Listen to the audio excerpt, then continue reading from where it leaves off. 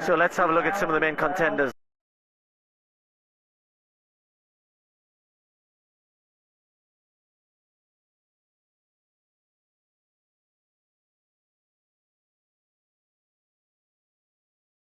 .1 miles to go.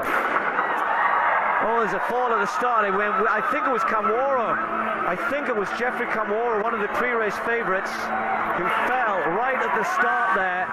And that, I hope he's okay. A horrible way for him to start the defence of his title. And he's a long way back, because of course what happens then is people are running over the top of you. You can't get on your feet, you can't get up, and he's also now going to have to try and wind his way through an awful lot of athletes. So right at the start of this World Half Marathon, Mo Farah's chances perhaps improve, because the energy Kamworror is going to have to expend just to get back to the front here will be certainly detrimental to his chances here. That's Karoki there, wearing it. He's got again Mashiri on his name. Ayela's going crazy here over the first part, but it's terrible that, Paula. Yeah. Let's just have a look. And let's have a look at this here, but this is not what you want to see at the start of a race. Yeah, he's slipped, and then athletes are falling on top of him, falling on his back, and then you can see some of the guys around are trying to help him get up.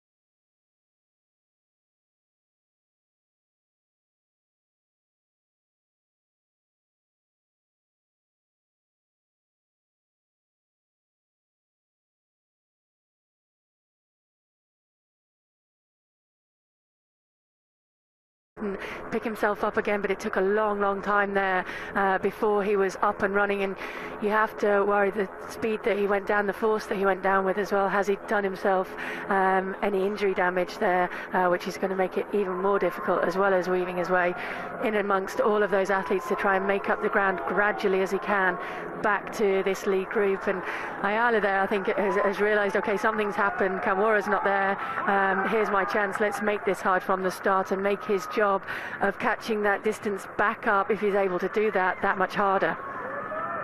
Oh, there he is there, Kamworror. Now, if he's got back to the start, there he is. It was definitely him who fell, and he lost his hat. Well, yeah, of course he lost his hat, but, well, that is incredible. He's got back so quickly. I suppose that's what you have to do. We always say that on a track race, if you fall, you haven't got as long, of course. You've got to get back as quickly as you can, but within reason. You've got to expend, as little energy as you can getting back in contact. Here it is.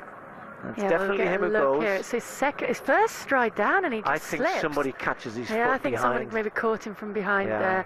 And then but you can see Mo looking around on his back. Yeah, you're aware when you're running, and even if you're ahead, you're aware of who's gone down. And then in the first 10 metres, 20 metres, you're looking around to see, is everybody there that should be there? And he will have quickly realised that Kamworror was not there, so put two and two together and realised that it was him that had fallen. And as much as it's kind of, I guess, not a nice way to have it, but a little bit of a boost for Mo to realise that it's Kamworror that's fallen, it's also a little bit of a blow when Kamworror gets back to the pack that quickly and settles back down again in front of Mo, because he will see there that yes, it might have been him that's fallen, but it doesn't seem so far to have affected his race. Well, what a start. We couldn't have envisaged that. And whatever happens now, that it will be referred to, obviously, whatever the result. And if Kamworror were to come away with a win here, that would be a phenomenal performance from the Kenyan. So far, it is windy, it is breezy, it is raining, but it's not quite apocalyptic, is it? So Ayala moving off to the side, and his time in front may be already up.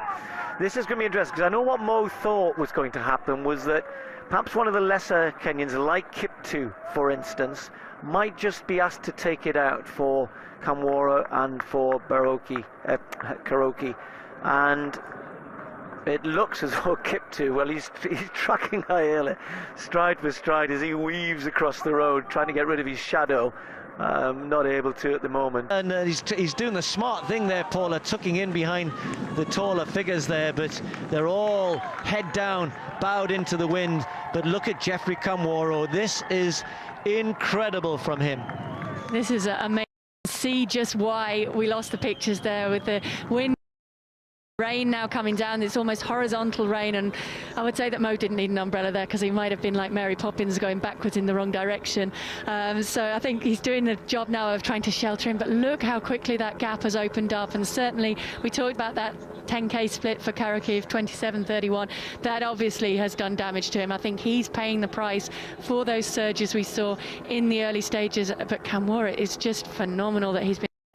He's one man who is pretty much unbeatable on the cross country, on the road, won world titles at those distances, and then does have that silver medal on the track. So if we were to have a Grand Slam of distance racing, as there's been some talk about trying to encourage interest in cross country again, and to kind of build that up, he would be the man who is the most hotly tipped to be able to do that in the near future. On the track to be able to do that, though, of course. Well, he's certainly, for me, added to all of our adulation of him as an athlete, because to fall at the start in the way which he did, and if it weren't for these conditions at the end, at the very least he would have run a personal best here. He's not going to be too far off it. That 5k split 14:25, as Paula was saying, Kharkiv in particular has paid for that. Look at that gust of wind almost blowing Kamworror over. Mo Farah there trying to work hard. Look at the debris being blown across the road. He's being cheered on. The fans trying to do their best here, but incredibly difficult conditions for the athletes. When you get out, when you're protected, and then you go across a street junction, the wind can suddenly come whipping in from the side and upset your balance. But this guy, Paula, he's going to run close to 59 minutes. His best is 58:54. He was almost, he would have run in a sensible race with not falling down, etc. Conditions to contend with, particularly in these last 2-3 miles. He's still going to run an incredibly quick time, looking behind, but hats off to him. Well, yeah, your hats have all been blown off, but you know what I mean. Well, he lost his hat at the start, didn't he? And I think if you look at that, even those pictures again from the start, he was at least 10 seconds, if not 15 seconds, actually on the floor before he got up again and was running. So even if you take out all of the factors of the impact and whether he bruised or hurt anywhere, when he fell, there were athletes clambering over his back.